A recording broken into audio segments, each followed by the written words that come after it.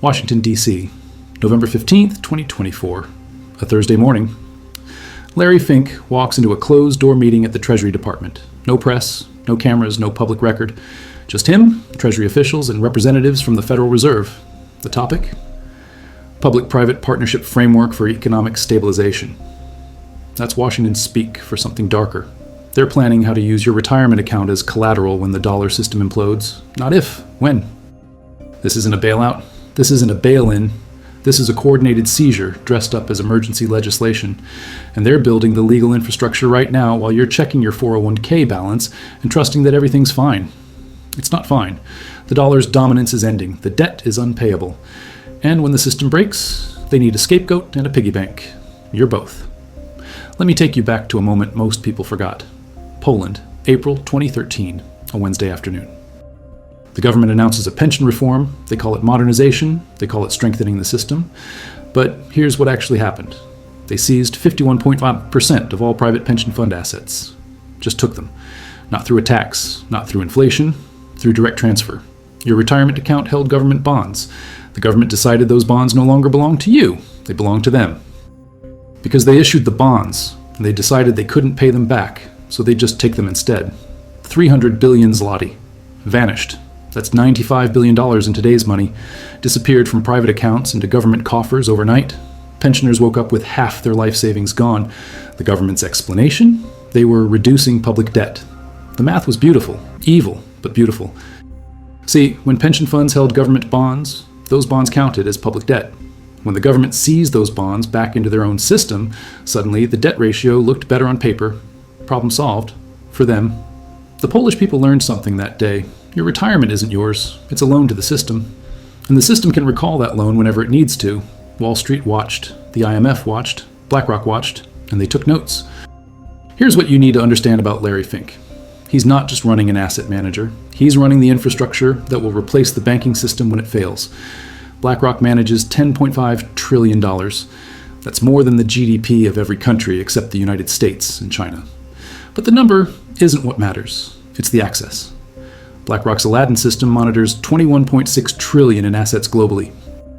That's the risk management software that banks, pension funds, insurance companies, and central banks all plug into. One platform, one centralized view of where all the money is. Who holds what? What's vulnerable? What can be moved? When the Federal Reserve needed to buy corporate bonds during COVID, they didn't do it themselves. They hired BlackRock. When the European Central Bank needed advice on climate risk, they called BlackRock. When pension funds need restructuring advice, BlackRock gets the contract. He's not an outsider. He's the architect. And he's been very clear about what's coming. His 2024 shareholder letter talked about innovative capital structures to preserve financial stability during transition periods. That's not corporate speak. That's a warning. Innovative capital structures means converting your assets into something else. Transition periods means crisis. Financial stability means keeping the system alive at your expense. The mechanism is already built. You just don't see it yet. Step 1 happened in 2006, the Pension Protection Act. Buried in that legislation was automatic enrollment in 401k plans. Sounds good, right? More people saving for retirement. Except it did something else. It created a massive pool of captive capital. Before automatic enrollment, people chose to save. They controlled their money.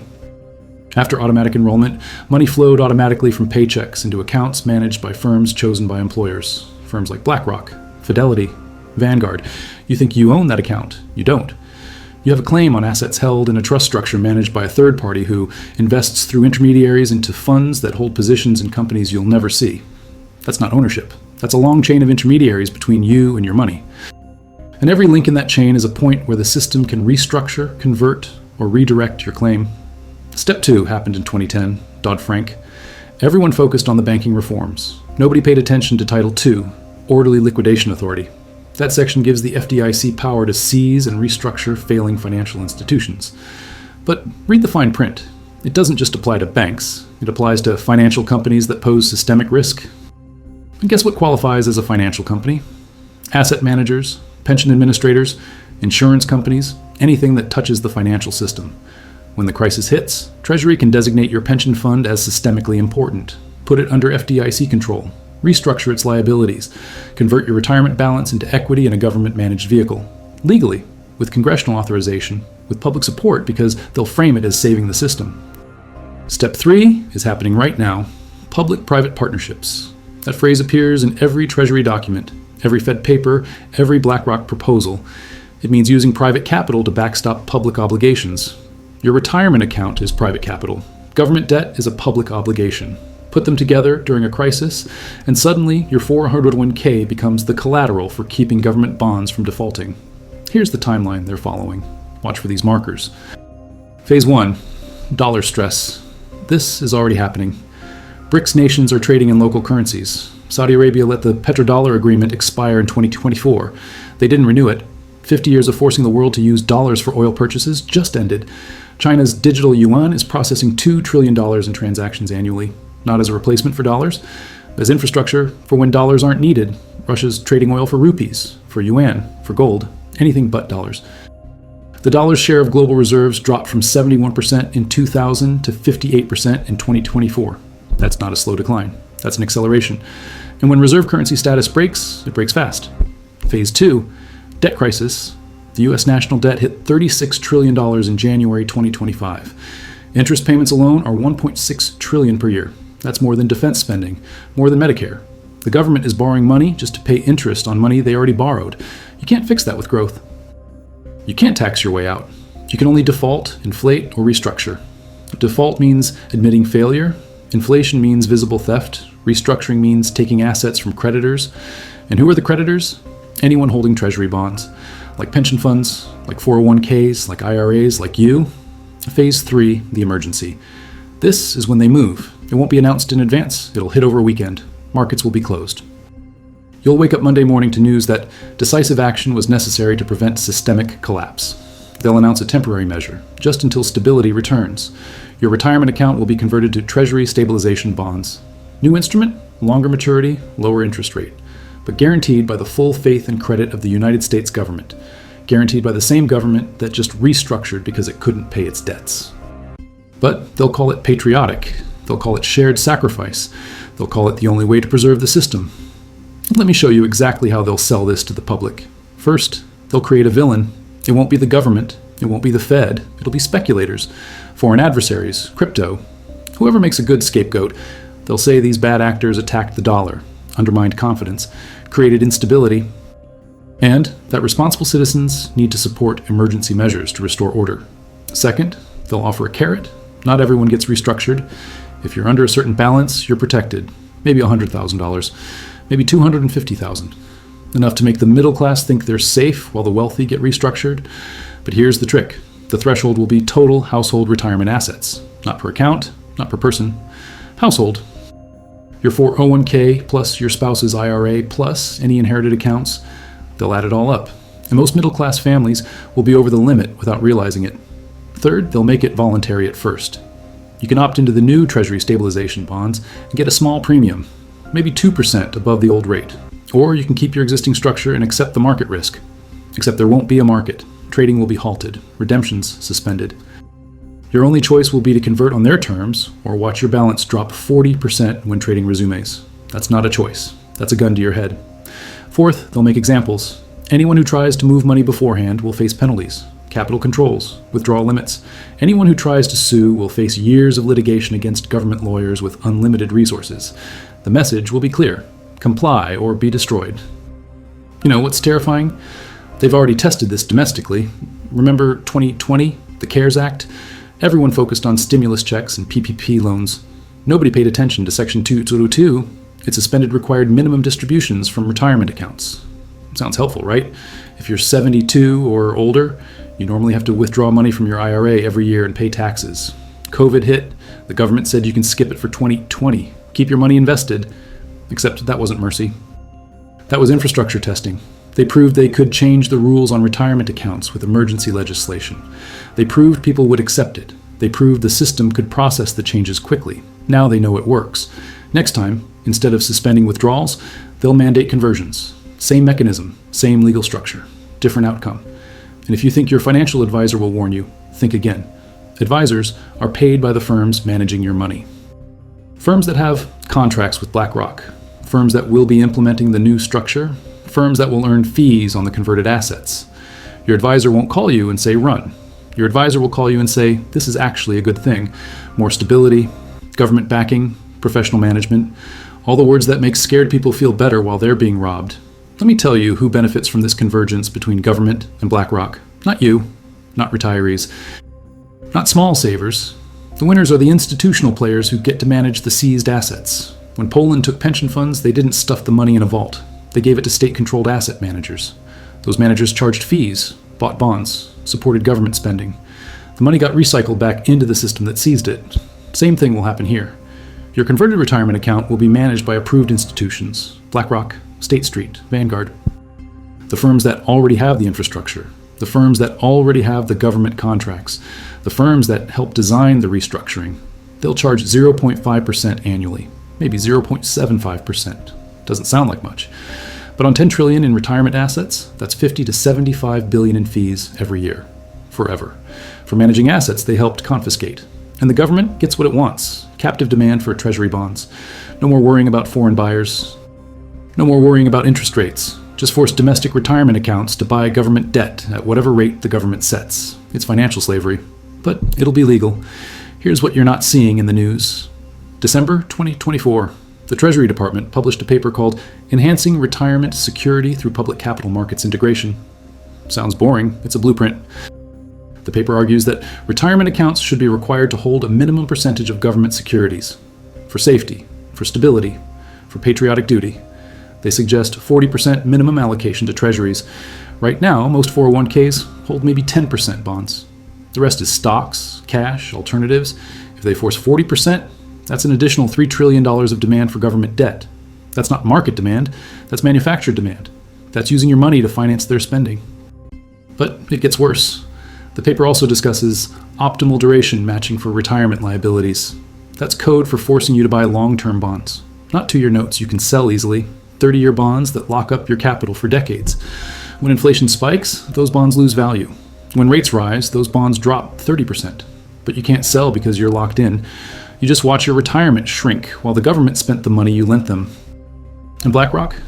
They're writing position papers supporting this. They're calling it responsible retirement policy. They're lobbying Congress to adopt it because they'll manage the portfolios. They'll earn the fees. They'll control the assets. You want to know the real tell? Look at what BlackRock insiders are doing. Larry Fink hasn't sold shares. He's converting them to foundations, trusts, offshore structures. Not because he's avoiding taxes, because he's avoiding what's coming.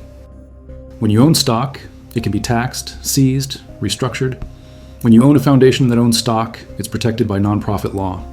When you own an offshore trust, it's outside U.S. jurisdiction. The ultra-wealthy aren't running from responsibility. They're running from the same restructuring they're about to impose on you. They know the government will respect their sophisticated structures. They know government won't touch foundation assets during a crisis. They know their money is safe. Yours isn't, because you're not sophisticated. You're in a 401k with a tax-deferred time bomb attached. You're in an IRA with required withdrawals that force you to stay liquid. You're exactly where they want you, trapped, visible, accessible. The Cyprus playbook showed them how to do it. The Polish playbook showed them it works in developed markets. The Canadian trucker convoys showed them the public will accept financial repression if you frame it right. Now they're combining all three. Financial restructuring from Cyprus, mandatory participation from Poland, political justification from Canada, and they're adding one more element: ESG scores. BlackRock has been pushing ESG for years: environmental, social, governance. They say it's about responsible investing, it's about control. When they restructure your retirement account, it won't just be converted to government bonds, it'll be allocated according to ESG criteria. Companies with good climate scores, companies with diversity boards, companies that comply with government priorities. You won't get to choose, the approved managers will choose for you, and if a company falls out of favor, they'll sell. If a sector gets targeted, they'll divest. Your retirement becomes a weapon for enforcing political compliance. Don't believe in climate regulations? Doesn't matter. Your money will finance them. Don't support current social policies? Doesn't matter. Your capital will fund them. You'll spend 40 years building wealth that gets deployed against your own values. That's the final stage. Not just taking your money, making your money serve their agenda. So what do? How do you avoid becoming the fuel for this machine? First, understand the timing. This isn't happening tomorrow, but it's not 5 years away either. When treasury markets start breaking, when foreign buyers step back, when interest payments spike past $2 trillion annually, that's your signal. 6 to 18 months out. Second, diversify jurisdiction, not just assets, location. If all your wealth is in U.S. accounts subject to U.S. law, you're a sitting target.